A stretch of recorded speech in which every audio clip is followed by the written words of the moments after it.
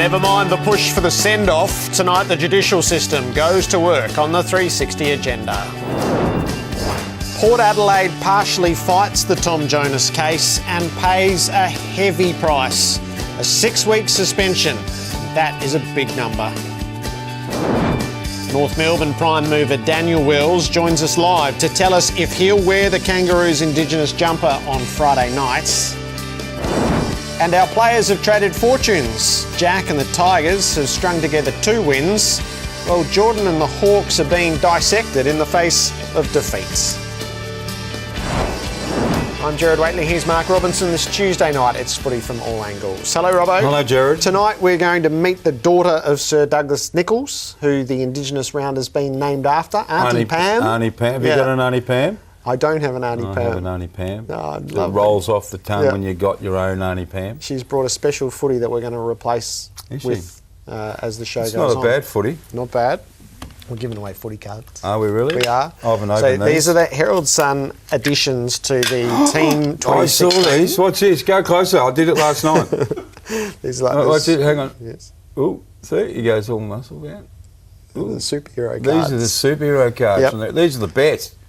So we're giving away full sets of these. So and no one ring up after the show and say, bring some footy cards home and send it to us. Last week was a joke. Oscar and Charlie, I won't have any of these at 8:10 in the morning. There's just not enough to go around. Can't do it. So we've opened it on Twitter during the day. What's your reaction to opening a footy card gem? I don't know what you mean. Well, we sort of. What's I the think best we want part? a visual reaction, don't we? Oh, we're going to get videos. Well, it'd be nice if we did. Right, give us videos of kids. Go on, parents. That'd be cool. Photograph your video of your kids. Actually, do you know what I would have liked? I should have asked. Send us a photo of your favourite footy card. Did you see the photo of the Mick Nolan footy card? Yep. Oh, I've seen that. That's a good idea. So the parents can get involved. Yeah. Photo of your favourite footy card. Perhaps for the end of we'll do that for the end of the week, and we'll see what else we can rustle up.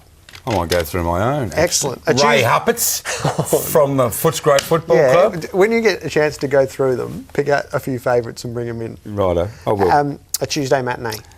No, my Tuesday. I haven't done a soccer one for ages, but I'm going to go the FA Cup win by Manchester United. Gerard 2-1, the winner in extra time. They didn't do much this year, Manchester United. I haven't done a lot for a while, actually, but Louis van Gaal, Gerard, do you know who he is? Yeah, he's the successful manager of the FA Cup winning team. That's got to have cachet on the street. Oh, come on, you know the answer. We all know the answer. He was sacked. He was sacked. Is there a stranger sport in the world than he's been replaced by, you can say it, Jose Mourinho? I tell you what, he's one of the most flamboyant managers in the world, and I really, really like him. But what a strange sport that is. Yeah. I know they didn't win the Champions. I don't think they made the Champions League, did they? They finished 5th. I think they finished 4th and 5th in the 2 years under his reign. I thought it was the top 4 for the Champions. So I think he might have missed, but he's got the bullet. Anyway, there's the people who run those clubs would change our coaches 3 times a year. Oh, they would. What's your matinee? Indy 500 is this weekend. It's the centenary running. It's sold out. There's going to be 350,000 people there. There's an Australian involvement. Brett Murray, who's a lifelong devotee, is a Carlton fan, and on his car, which will run in the Indy 500, is his 2016 Carlton membership sticker, and he's been in the pits with his driver Matthew Brabham, who's the grandson of Sir Jack, and they've been kicking the Sharon around. One of the world's most iconic events. Would you like to go to the Indy 500? It's not my cup of tea, but our producer is taking a mid-season break. I think everyone knows him well enough now to say Hodgie is going to join 350,000 Americans at the Indy. Oh no, we went to Hodgie's wedding, and I know he loves his wife. I know, but I reckon it's neck and neck with cars, which is I think's a bit sick. They actually love metal things that go really quick. But Hodgie's going over to the Indy 500 on Thursday night. Can't wait to see his photos. Yeah, it'll be really great good stuff. All right, let's get into the agenda. Typically, a tribunal case like tonight for Tom Jonas and Port Adelaide is about damage minimisation. Port Adelaide chose a different tack tonight. They chose to challenge part of the assessment, that the action wasn't intentional and that it was, in fact, careless. And in being unsuccessful, which can hardly be surprising, I think you would make the case that they have maximised the penalty here at 6 weeks. Our Fox Sports News Adelaide AFL reporter Tom Wilson sat through the hearing. Yes, sensational scenes down here at the AFL Tribunal hearing in Adelaide tonight, Jared. Well, Tom Jonas, 6 weeks. It seems like a harsh penalty. He put forward his case. He was extremely remorseful yesterday in his press conference when he was speaking about that incident with Andrew Gaff, but it certainly sent the AFL world into meltdown, that incident on Saturday night. He argued that it wasn't his intent to strike Andrew Gaff. He was thinking in first place that he was trying to protect himself and that the hit may happen on the shoulders and the back, but it looked like in his view that Gaff was going to drop the mark, and that's when he readjusted his arms and tried to spoil in his view, and that's when he took out the head, and we saw Gaff go down immediately and he was concussed and went off the ground. But wasn't it interesting to see that the AFL's QC, he almost suggested that Tom Jonas was lying. He said, "What you've said, that cannot be true." Now, that might have been a bit of theatre as he was trying to plead his case, and that QC also pushed for a 7-week penalty, and that's obviously around the mark of Barry Hall, that infamous incident with Brent Staker. So he's almost been lobbed in that basket. 6 weeks, the Port Adelaide were able to argue to try and get that down, and the tribunal deliberated 6 weeks. It's been quite the amazing case. Now, he's going to be out for that period of time, an important time for the season for Port Adelaide. They do have options to replace him, though. Alapade Carlisle will be back from a broken wrist. He gets the first look. The other one, Jared, is young defender Tom Cleary, who's quite pacey and is probably ready to take the next step to the AFL level. Good on you, Tom. So, it's 1 week more than Stephen May, which is about where you pitched it last night. But I truly think if they'd walked in, pleaded guilty, and Tom Jonas had simply gone with what he went with publicly yesterday, this wouldn't have landed at 6 weeks. No. This is a flawed strategy. Yeah, no, I agree with you, Jared. I applauded Tom Jonas last night for having the decency to apologise and accept whatever penalty. But then to go in and then hear what we've heard, how they argued that, no, it wasn't intentional, it was careless. Well, don't say what you said yesterday and saying, I accept the penalty. Go on there and say, I did wrong, let's give it to me, give me my suspension. So I can understand why the prosecution team got quite aggressive with their wording. I was gobsmacking watching the tweets come through from the reporters inside the trial. I just cannot believe a club would take that strategy in. Anyway, 6 weeks. What did Barry Hall get? 7? 7. So that shows to me from when Hall did what he did to Staker, which was turn around, flush him, drop him, which is a really violent act. This one, I think, was less violent. 1 week less? No, I think it probably deserved to come down a bit. But what it shows to me is the tribunal, the AFL, the community standards of what is now acceptable and completely unacceptable on the field. I'm going to say, no, unacceptable and completely unacceptable. It's blown out. It's blown way out. I think Hall would get 12 weeks Yes, now. I actually think that. And I think that's the best. And we all know, we talk about concussions and we saw some deaths and, hitting that part of the head, Jared, it's just not on, so it is what it is. This was Tom Jonas as he left the tribunal tonight. 6 weeks, were you happy with that? It's a fair outcome.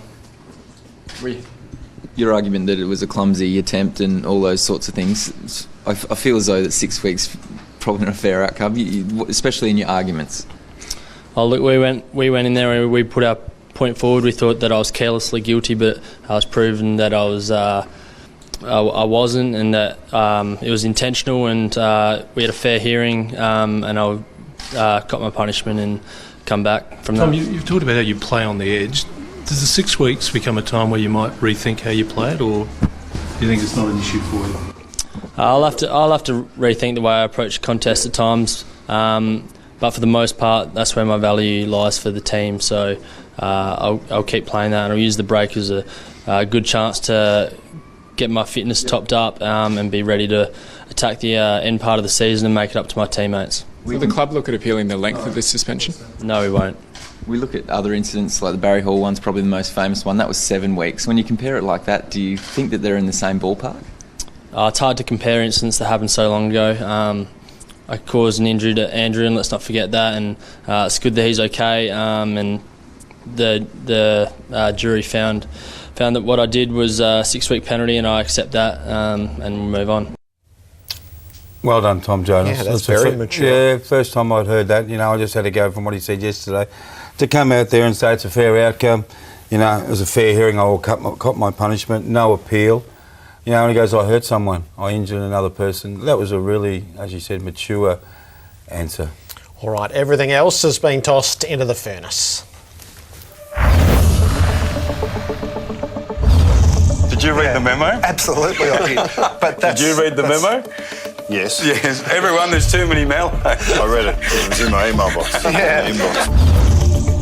I think a send-off rule is ridiculous. It's very reactionary. I don't even know why we're discussing it, to be brutally honest. That's only a few incidents. Don't you think you should have that in your repertoire? But then it becomes a matter of interpretation again, which will only open another Pandora's box. I don't think it would, given... Who's going to make that decision? Well, I don't think it would. The umpire would. If there was a send-off rule, I don't think you'd get the melee. World sport has send-off rules. You don't get the melee that is part and parcel of Australian rules football. Do you think the game would be better if there was a red card available to the umpire? No. Move on. I thought it'd be short and sharp. I think they made some chronic errors, and with great respect to our inaugural coach, I think there's no way we should have had a junior coach. I thought his comments were unfair, unhelpful, unprecedented, and unbecoming a president. It does look back now to be a mistake that an inexperienced CEO, footy operations manager and coach and president took over that footy club. Can Gary go back to Geelong and finish his career on a smaller wage and enjoy himself and have a life, and they pick up 2 or 3 reasonably good players, solid character? Yeah, I'm just trying to work out what role Hodge plays moving forward. For players who have longevity, has been Boomer Harvey, pace, Dustin Fletcher, pace, and you've got guys like Adam Goods with pace. So, Luke Hodge, I hope he goes on next year, but I'm just thinking, does he come to the end of the year and think my time's probably up? The actor on air furnace real or overreaction. There's a bit to work with in there. All right, you take the first one. Jared to Robbo. This year will be Hodgie's last. You're Robbo.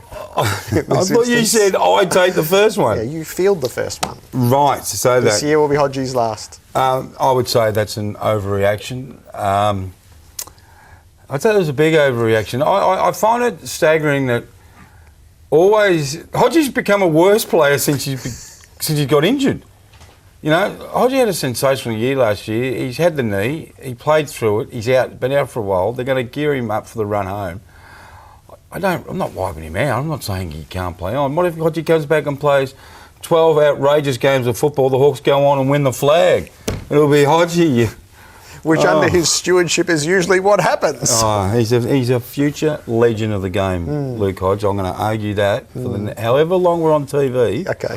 I am going to argue that he is a legend of the game. Not finished yet. Right, 2. The game needs a send-off rule. I'm equally firm on this. This is an overreaction. I love a hobby horse as more than the next guy, so I don't begrudge the people who are pushing this. Like stamps. But it's a foreign idea which has no grounding in our game, and it will invent a set of problems a la the shot clock, which also has no place in the game.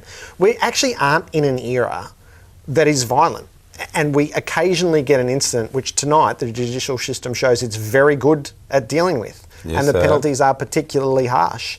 The game wouldn't be improved, and I suspect there would be a whole new overlay of wildly outrageous discussion and problems. This was Gillan McLaughlin dismissing it today. Going. I don't like a red card. I don't like a send-off rule. I think that we have incredible scrutinisation of the game. There is accountability for people's actions on field through the MRP and the processes we have, and I think that the send-off rule in the end creates a huge issue because of the significance of it about where it starts and stops. Next, Gary Ablett could finish his career elsewhere. Overreaction. I like McClure. He just comes out swinging. Argued really strongly, actually, Sellers, and we'll talk to him about that tomorrow night. But no. Name a club that's going to take on $1 million Gary Ablett at 33. Can you name one? Well, that's the problem, isn't it? Just a small one, Yeah. Jared. Just a really so Sellers tiny... was floating the notion that he would sacrifice his money and go back to Geelong and have the farewell I heard run. that. I think it's an overreaction, but I like Sellers' thinking. Jared, the Suns are fixated with Guy McKenna. Oh, this is clearly real. This is such a wearing strategy. It wasn't enough to sack him. They have to keep dancing on his grave. This was something that finished at 1. It is worth recognising that the Suns have never played worse footy than they are now. That's true. And that Guy McKenna in his last year had them 9 and 6 when Gary Ablett did his shoulder. And they were playing some really good football. Of other players got injured, and that's something which the Suns have never been able to rectify themselves. Their injury toll from that moment to this moment is equally as bad. Enough already. What I want to hear from Tony Cochrane, who has been flamboyant in the way that he's arrived on the scene. What is your plan? What is your plan for this football club, and is it the 3 to 5 year rebuild, which looks increasingly necessary? How about we invite Tony Cochrane to fly down? You'll pay for it. Fly down and join us here on the desk for 20 minutes. Can we do that? Yep. I think he's overseas just for the time being, but when he gets back, we'll go and join him. Where is he? And no belting the past. Tell us what you're going to do, because this is a problem. It's getting harder for the Crows to keep Josh Jenkins. Jake Knowles written a story tonight saying that the Lions have come hard. 5 years, 750 a year. Well, if I knew that, I wouldn't have said overreaction. I'll change it to real. If that's, I wasn't aware of that, Jared. You know, I got here late. Yep, he's just today. I've been working on other things. 5 years at 750. Yep, which is at least a year more than the Crows and substantially more money. Righto. If that is true, because it's not my story. But if that is true, and Jake's a pretty solid journo, if that is true, he's going to find that incredibly difficult to knock back. The Giants have no one to celebrate with, Jared. So this is said without any judgment? I don't know what it was said for in the first place. Well, this is real, is that they are such... No one in the crowd. Yeah, they're such a big figure on the national landscape. Yep, they are. And they're obviously a pimple in Sydney still. Is that... only having 9,600 a game that had such significance to the overall construct just shows how long a project this is going to be. Yeah, exactly. I mean, it's not said with any tone of... I'm glad you added that, mate, because I'm getting a bit sick of people saying, oh, where's the crowd at GWS? No, I mean, we live in this instant world where everyone wants, righto, let's set up a team, we want 80,000 there, let's have a brand new stadium. Things take time. Yeah, but wins aren't going to grow huge crowds now.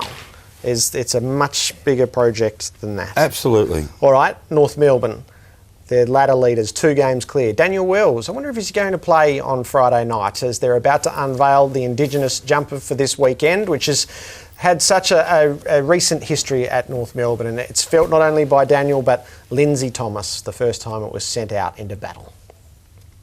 Very special round. I'm very proud to wear this Guernsey tonight. I know you boys will be too. It's I suppose a big night for the club because it's the first time we've ever worn a Guernsey like this. So it's very special. But Sarrita, I just want to thank you for your hard work, what you've done. And so on behalf of me and Daniel and the boys, we really want to thank you for what you've done. It's something that I'm going to wear very proudly tonight, and without your design, this wouldn't be possible. So thank you very much, and not only me, but I know the boys will wear it with very proud tonight. So thank you very much.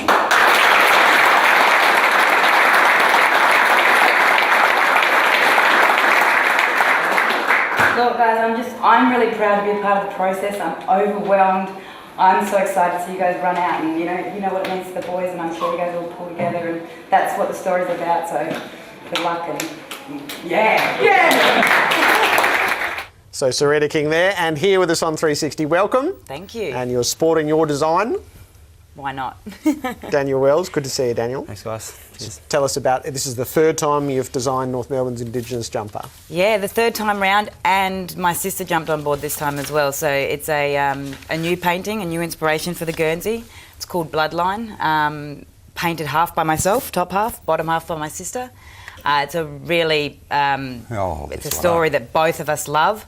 It's a painting that we do regularly together, collaborative work. It means a lot to the club as well, so we're really happy to be back for the third year. What's the significance behind the design? We've got the bloodline that runs right down the middle, and it's all about family and connection to each other, to culture, and mainly the cultural connection. And then my design is all about the family groups that live on the land, and Teresa's side, which is my sister, is all about the aerial view of the land. So it's that real mix of old traditions versus also the new age coming through, especially with Indigenous culture and the bloodline really drawing it back for the family.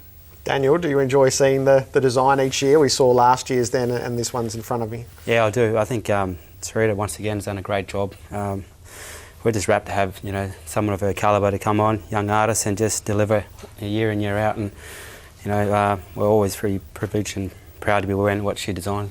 What are these things? Hello, Sarrita. What are these things over here? When I walked in, is this? And I asked, and they said this is the basis of your design. Yeah, you could see. So that actual artwork there is the one that my sister and myself worked on, and then was interpreted straight onto the Guernsey. So it's a beautiful representation. And the other artwork you saw there was what I usually do, what I'm known for. So that's an ancestor's painting of mine. So that's what I usually do, and this is for the club. They approached both of us, and we were really happy to do a design that meant as much to us as it does to them. So Daniel, will you be wearing it? Will you be playing on Friday night? Well, I hope so. I've got to get through training on tomorrow first. It's only a light session, so far so good. More than likely I might be, but I've still got to make sure I get that last hurdle. So the concern was when we heard of the injury, you've got to sort of Achilles. I went, oh no, what? Clearly not as bad as last year. No. Similar? Different leg. That helps. Yeah, different leg, which helps. So that helps enormously, actually. No, it's actually pretty good. Is it? I think, obviously, with my history with injuries and the Achilles, they were pretty cautious. I probably could have played last week if we were pushing it, and Brad has said publicly he wants me to get back out when I'm ready to go, and not just for this week, but for the rest of the season. So. Don't be out for too much longer, mate, because you might struggle to get back in. Yeah, don't give any sucker an even break. Yeah, I know that. So I'll have to make sure I train well tomorrow. Yeah, you'll be right. So you've had such a good run at it this year and got back to the footy that we know and you can play. Is sort of how precious is it to try to keep that run going at the moment? Yeah, it's been good to come back and play my role. It's a bit different than previous years. Really, there's no heavy reliance on myself, I suppose, and Brent in the past. It's everyone's plays a role, and you just said it before, Robert. If you can't give an air sucker even punch, even though they're my teammates. Yeah. Everyone's fighting for spots, and most of the boys can actually play any given role. So I've got to make sure what I bring to the team is my own attributes, but also what the team needs. The beauty in what I've been told, Wellesley, is that you're really enjoying that stress-free environment. For so long, we from the outside are saying, Wells, if he doesn't play well, North can't win, and same with Boomer. You just touched on that. What's it like to not have that stress and having, I suppose, that mental freedom just to play the game and enjoy the game? Yeah, it feels good. It's been a long time since I suppose I've been tagged this year. I don't think I've been tagged at all this year. I think Brent still had a couple of runs with, so still cop a bit of attention, but we've just got good players all over the park now. And it doesn't really matter what position you play or what kind of player you are. It's obvious in our club if you're ready to go and you can perform highly week in, week out, and for the whole game, you're more than likely to get a game. One of our favourites is Drew Petrie. He's everyone's favourite. Right. I mean, Fettingham, what a great season he's having, and the milestone recently was just fantastic for him in the club. Oh, he's a sensational bloke and deserves everything he gets. So he works so hard and he brings a lot of other players into the game. And obviously Wadey's having a fantastic season, big brownie, and they can pretty much thank Drew for that. Do you feel like this team is good enough to have a crack at it? Yeah, I think so, no doubt. We've got ourselves in a good position at the moment, which is good. But it's going to be really difficult the next sort of second half of the season. But we're ready for it, and we look forward to the challenge. Last one from me. Is that all right? I reckon last year you would have been thinking, what's going on with my leg? I can't get it right. I can't get back on the park. People saw you and thought, geez, he's put on a bit. You've stripped down. You're playing great football. Has that meant that you're looking at your future differently? I mean, what are you, 31? 31, yeah. 31. Has it changed your outlook a little on maybe how far you can, or how long you can play this game? Yeah, a little bit. I think with the injury last year, the unknown was just all the way through. Every week it had changed. But once the season finished, we set the body and really understood what my Achilles were doing, what it needed to get back to. So this little hiccup, I was pretty confident we'll be fine in a couple of weeks. So, yeah, who knows? Look, we've got Brandon at our club, who's obviously the oldest player in the competition. So I'm not going to get to that level, but I think with the recovery and the way how professional it is now, players are going to play a little bit longer. Good on you, mate. You've got plenty left in you. I hope to see you Friday night in that jumper. Me too. Sarrita, you've done yourself and your sister proud again with the design, so enjoy watching it go around on Friday night. It's always the best few weeks, I think, watching the Guernsey out there, and obviously North's been really great to us, so we're really happy. Sarrita King and Daniel Wills with us on AFL 360. It's Players Night. Jack Revolt and Jordan Lewis about to join us.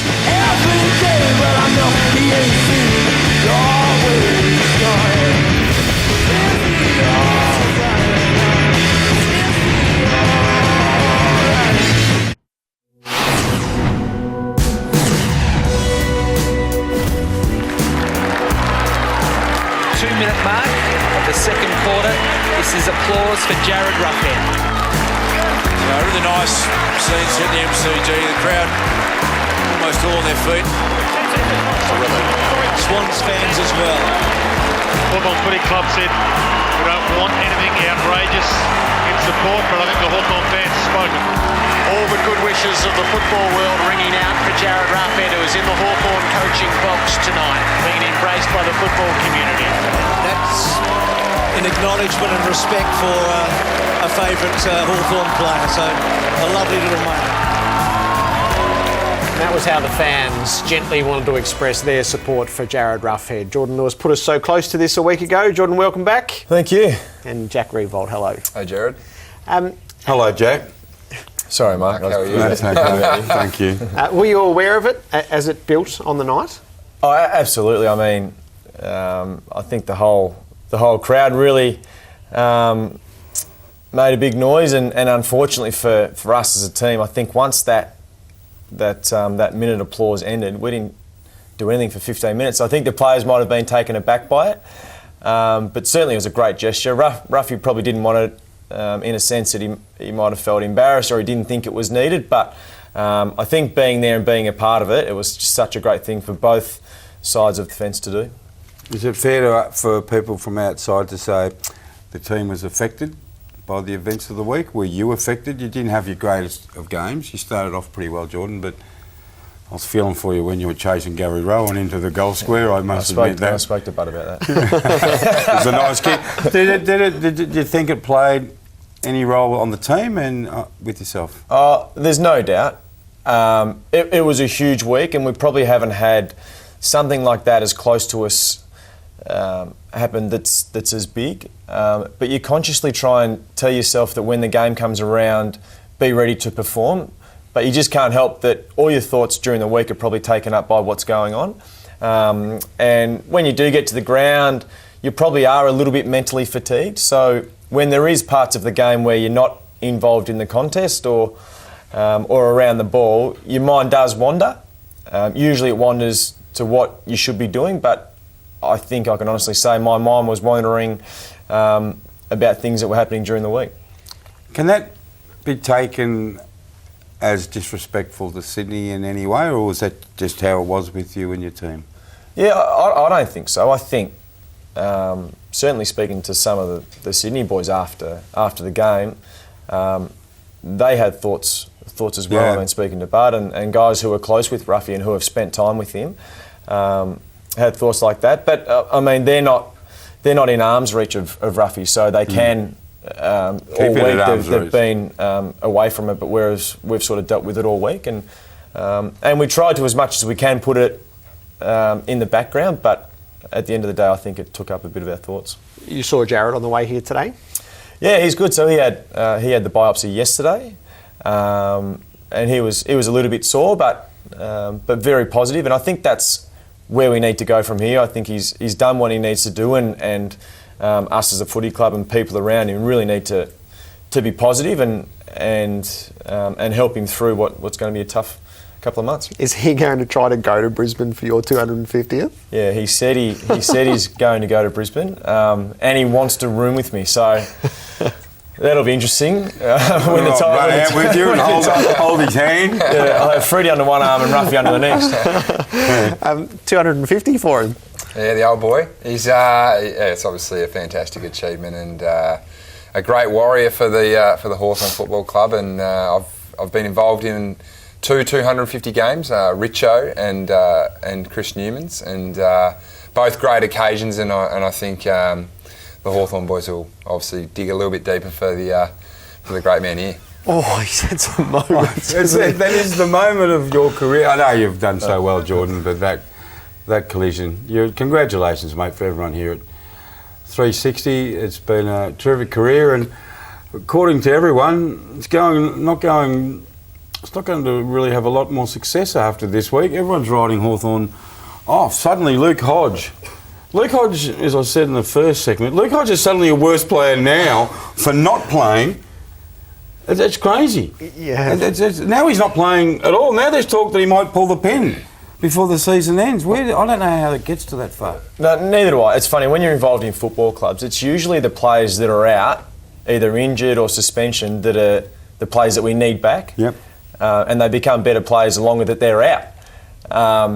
But yeah, I don't know. I haven't really heard much noise about it, but I mean, we understand what he's done in the game and what he's able to do, so I don't think he'll be listening to too much of that. He'll be back soon, won't he? Yeah, I think so, yeah. Might be. I think, remember they named him for the Tasmanian game? That was about 3 weeks ago. He did say that he would be patient this time, that he wouldn't jump the gun. So I think he'd still be 3 to 4 by his own words. Okay, I didn't know that. Yep, even though he's back running. Can you be our independent adjudicator here? First on Buddy and Geordie. Do mates do this to mates? During a footy game, is it anything goes or... Why are we showing it?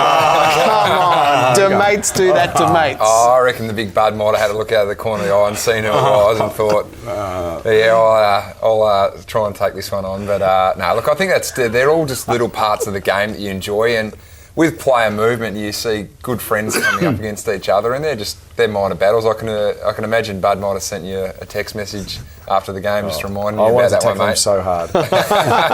We went down the beach together on the weekend, and he certainly reminded me of that a few times. And then, in terms of having a good comeback to a sledge, that sort of strikes me as being sort of the end of the party, really.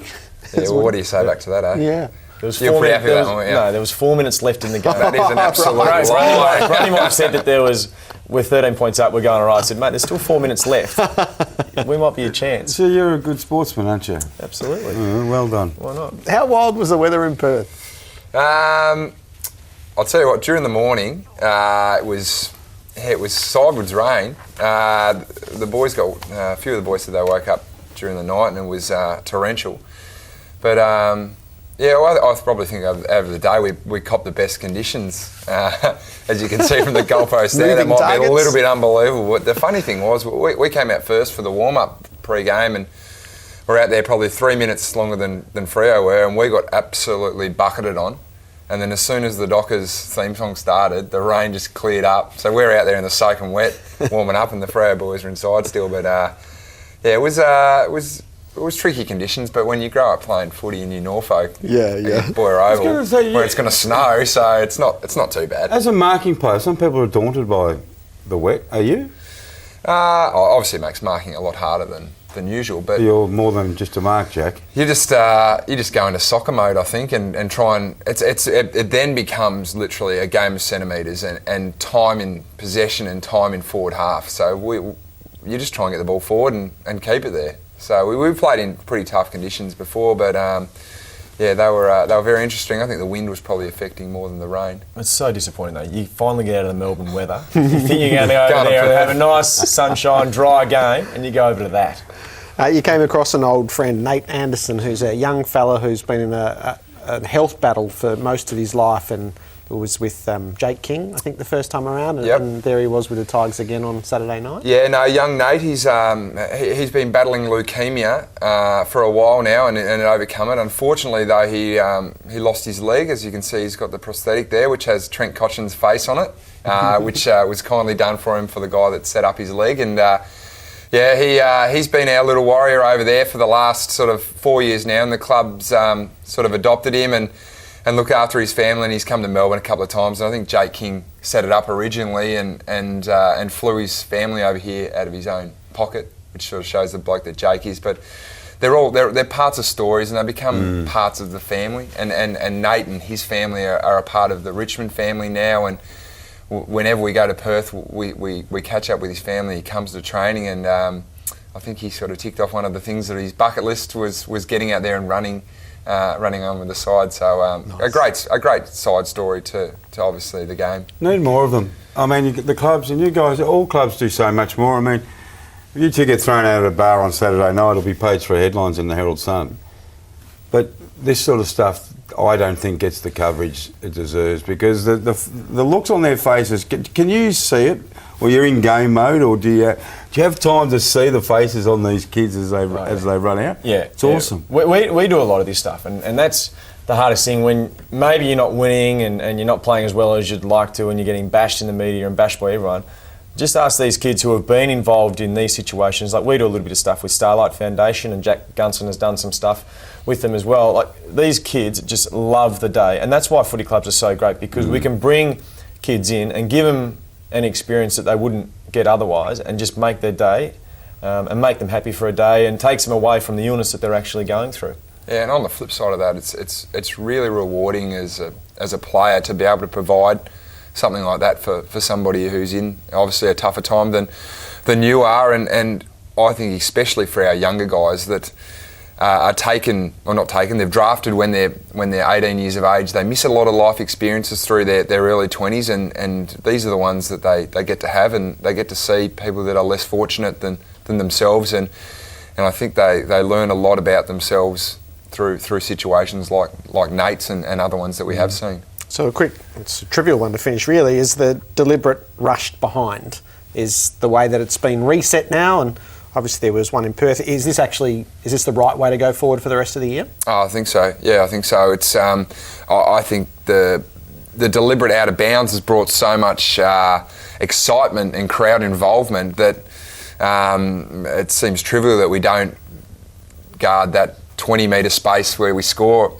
with the same sort of force. I don't think we need to go to the degrees that we are with out of bounds deliberately at the moment, but it takes a pretty gutsy umpire to make that decision when there's been 2 made in 72 games. Yeah. You'll be running from the wing, going deliver it, get me the ball. Yeah, no, that's what's going to happen now. Yeah, no, and I actually I spoke to the umpires that umpired the game at the airport, and I said I thought that was a really, really ballsy decision to make that call. The memo was sent out during the week, and the club sort of refrained from telling us, because it was basically they felt that it would impact our decision making. But it's I think it makes the game more exciting. It's interesting they need to have a rule of the week. Why can't they just adjudicate it like every other rule? This was just a realignment, though. They felt they'd been lax on it. So they were going back. Lax, this 2 in 72, that's pretty... Yeah, but there'd been 2 in 3 weeks that should have been paid. They were really blatant. So why weren't they? Through error. And so having pointed those errors out, they just wanted everyone to know that what was missed last week was going to be paid this week, because it should have been paid last week. So that's the hardest thing as a player. Is it going to be adjudicated as hard this week and next week and in 5 weeks down the track, or have they just lost focus on one rule and then gone into another? We've argued a lot this week, myself and Jared, but I'm with you, Jordan. I do think the AFL say it wasn't the rule of the week, but they stressed it enough for the umpires to believe, I think, that it was the rule of the week. Do you think they're both deliberate? I didn't like the Pierce Hanley one. I think you've got to get a little bit more time. I think you run yourself into trouble like that and you end up cutting back, then you've had prior opportunity. Yeah. If he'd have been tackled with the ball this is why we've been arguing before going over the line, that's holding the ball in mind. If they had adjudicated that from round 1, no worries, players, no. But what if there was no one to kick it to? Well, you're exactly right. So he can't kick it out of bounds. What he's done for 9 games this season. Stop. Good luck in the dream time. Hey, have a great 250. Thank you. Hope the milestone is a great one for you, with so many people travelling to be part of it as well. That's the players. Bit of the amusement of the weekend that's just gone. 17 minutes, the Bulldogs are on the board. Leon Cameron, coach of the Western Bulldogs. He joined Lee pre-game and he can join us now. Well, that's a good settler for you, Leon. Oh, not for us. your eye on that right crawl. Wait for it.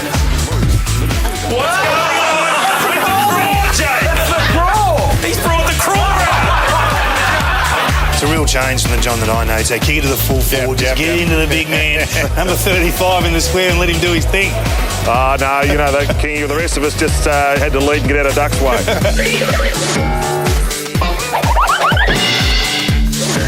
And Zane Dorco out of nowhere. And Zane Dorco. Great to see Lee Colbert in the rooms down there with the mullet on. Not everyone in the crowd likes him. I don't know whether it's a cow or just a boo. Freo, way to go. Hit him real high, hit him down below.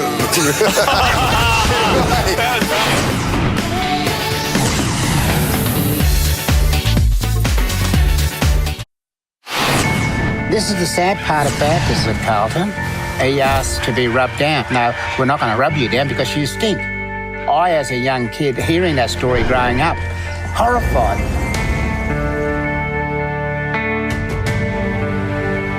Were you worried about your colour at all? Not when at you started all. playing? Never conscious of my colour. I felt that I was their equal. He was the only Aboriginal player in the VFL at that time. It does make me sad what happened to Dad, the feeling that he must have had. It would have hurt him at different times, racism, but he had the strength and courage to overcome those things. It was everything a footballer should be. He was perfect.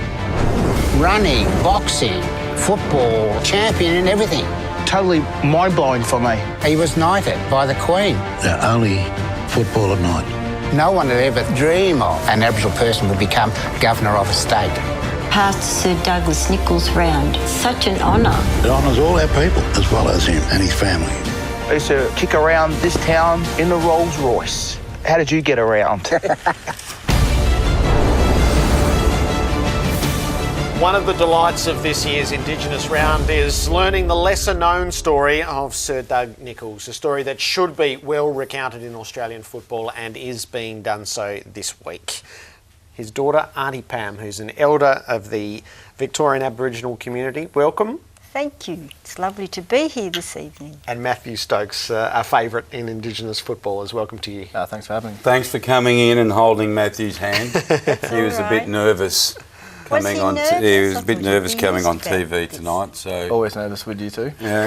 Auntie Pam, what's the honour like for the family and for the honour for the memory of your father? It's absolutely fantastic, and we just feel so proud that Dad is being honoured in this way.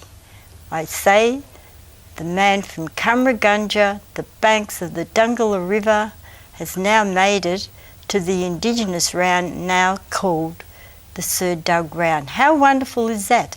It's so lovely for our people, but not only for our people, for non-Aboriginal people too, that, you know, this round is being named after Dad.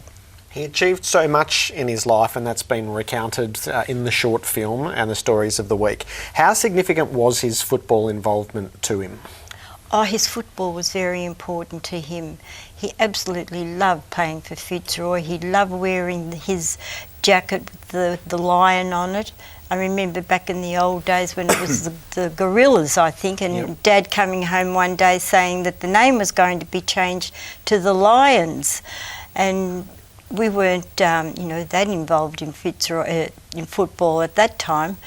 But anyhow, Dad, he just loved, the Lions, loved, the club Fitzroy and the people there as well. They were so very kind to him. How did he get to Fitzroy, Auntie Pam? And were you living in the suburbs near Fitzroy or in Fitzroy? We were living in North Fitzroy at the time, but Dad, he was curator of the Fitzroy football ground. But in the Brunswick Street Oval? At Brunswick Street, yes. But I'm not too sure how Dad, ended up where he was at the time, when he first of all went to Fitzroy. All I can remember is my time being in North Fitzroy and Dad being curator there. And then we moved to Northcote, where Dad was curator at the Northcote football ground for about 17 years there. Can you remember him playing? No. I don't remember Dad playing at all. I just heard, a lot of stories, all good stories, because he was such a fantastic person. And he was so fast on the field, I believe. Was he ever home? He seems to, if you read up about your father, he seemed to fill his time doing a lot of wonderful things for football and community and for the Indigenous people. Oh, he did such a lot for, so many of our Aboriginal people, especially our young ones who were coming down from the country looking for jobs. We had a hostel built so that, young people coming down, they would have somewhere to stay. Because in the early years, we had people staying at our house all the time, and our place got too small. So Mum and Dad thought, well, we had better do something about this. So eventually we had a hostel built. With the help of many people, and in those days it was quite tough because we never got funding in those days.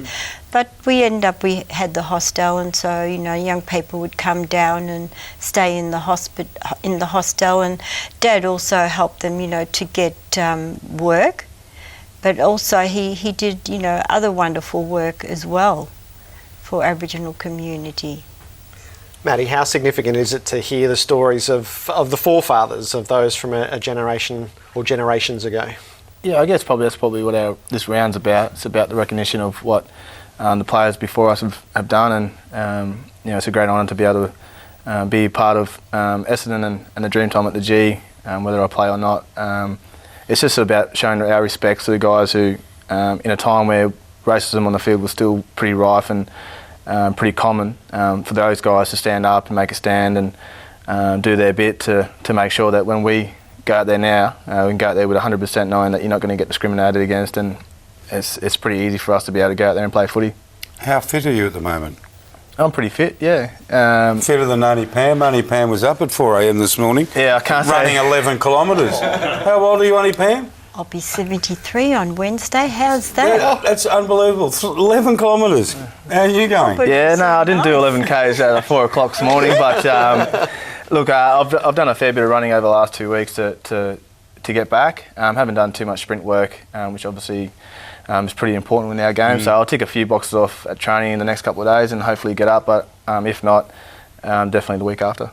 Longy and Gavin Wanganeen. We had Gav on last week, 2 weeks ago, out at Essendon this week. Yeah, he's going to be there all week, which is great. He was been at the club for the last couple of days, and he's got an art exhibition on Wednesday, which should be really exciting. He's designed our jumper, and it just shows a great tradition of the Essendon Footy Club, and having him involved for the week is going to be awesome, and hopefully he can score a free painting on Wednesday night.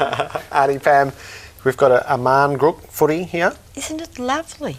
It's not a hat. Can I hold it? You can hold it. Thank you, Auntie Pam. But can I keep it? But it must return. Okay. So let me ask you, your father a knighthood or a round of footy named in his honour? Would he be tickled by this, do you think? Oh, I think it would just be wonderful. He would be saying to Mum, the AFL Mum, they're going to name a round after me. What do you think? And Mum would probably say, that's lovely, Dad. So we all think it's wonderful, and it'd be lovely if they were here today, just to see this honour. Thank you for coming by. Enjoy the weekend of footy. Thank you. Auntie Pam and Matthew Stokes will cross our fingers for you for the Dreamtime. No, thanks, boys. So we'll tidy up 360 next. Tomorrow night, the regular Wednesday night lineup. King, McClure, and the next instalment of the Bomber Diary.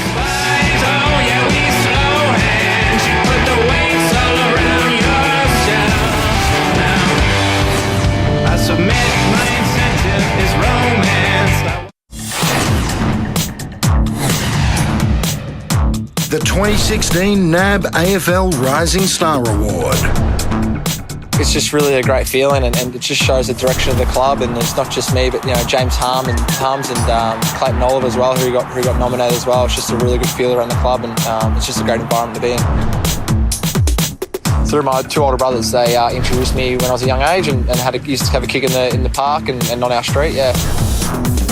Worst habit. Not brushing my teeth at night, but in the morning. I got to get into that habit. Yeah, that's a bad one. T-Swizzle, yeah. Jack Watts, yeah, he's a ripper. He's just a really good friend. He's just always there for you, and he's just got so much energy, and I love him. He's awesome. I hope Clayton Oliver or James Hums, but Darcy Parish is looking really good from Essendon, yeah. The 2016 NAB AFL Rising Star Award. very definition of a rising star, Christian Petracca. Joining our Wednesday night lineup, Damien Hardwick, the Richmond coach, will be at the desk tomorrow night. He likes his show. I reckon he was in with Alan Richardson. Yeah, I think you're right. Yeah, he's a good fellow. Ahead of the dream time and with momentum building, he'll be with us. Open mic with Ken Sheldon up next.